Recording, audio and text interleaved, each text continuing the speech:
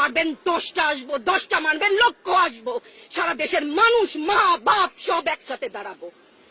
আরো বলেন না আমি হিজাব পরি, বলেন আমি হচ্ছে গে জঙ্গি, আরো বলেন না যারাই প্রতিবাদ করছে জঙ্গি। হ্যাঁ, 71-এর সময় জঙ্গি এক যদি চেহারা অমন হয়, 24-এর জঙ্গির চেহারা এরকম হবে। তাহলে ওদের সন্তানকে মানুষ করার জন্য আমাদের কাছে শিক্ষকদের কাছে পাঠিয়েছিল, কি জবাব দিব? আমার তো কোনো মুখ নাই, আমি শিক্ষক, আমার ভাষা নাই, তাদের কাছে হাত জোড় করে মাপ চাই। নিরাপত্তা দিতে পারি নাই, নিরাপত্তা দিতে পারি নাই। মনে হয় রাস্তায় শহীদ হয়ে গেলে যদি এই লজ্জা আমার কিছুটা কাটে, ওদেরকে বলবার আমার কিছু নাই।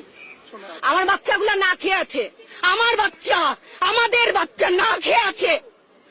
আপনাদের ঘরে নাই? এই পুলিশ ভাইদেরকে বলি, এদের বাপ মা নাই, এদের আত্মীয় স্বজন নাই, এদেরকে কেউ বলে না যে তোমরা কি করছো? এদের সন্তানরা পেছনে নাই? এদের সন্তানদেরকে, এদেরকেও তো আমরা বড় করেছি, এদেরকেও তো আমরা শিক্ষা দিয়েছি। চালানগুলি আমাদের উপরে। আমার শিক্ষকের গায়ে হাত, কত বড় ঔদ্ধত্যপূর্ণ আচরণ! আর হবে না তো, আসেন চালানগুলি তুলে নিয়ে যান। সেই 71-এর মতো তো 25শে মার্চের কালো রাত, বুদ্ধিজীবীদের হত্যা শুনেছি তো, এখন দেখছি। আগে শুনেছি, এখন দেখছি। দেখুন, এটা ওনারটা অবশ্যই উনি বুঝেন। কোন ওনার সময়ও আমরা কিন্তু একাত্মতা প্রকাশ করেছি। এই বেদনা যদি কেউ অনুভব করে, এই জিনিস হবার কথা না। উনি যদি সত্যিই বুঝতেন, মুগ্ধের মা, অন্য যতগুলা শিশু থেকে শুরু করে, শিক্ষার্থী থেকে শুরু করে, মরে গেলেই বেদনা বুঝবে। আমার 6টা সন্তান যে ওখানে অনশনে আছে, তাদেরটা কে বুঝবে? বুলেট আপনি দেখেছেন, বাবা মায়ের আর্তনাদ, অভিশাপ আসমান কাঁপে। আপনাদের কাঁপে না? তার কাঁপে না? অভিশাপের ভয় হয় না? বুকগুলা ঝাঁঝরা হয়ে গেছে আমার সন্তানদের।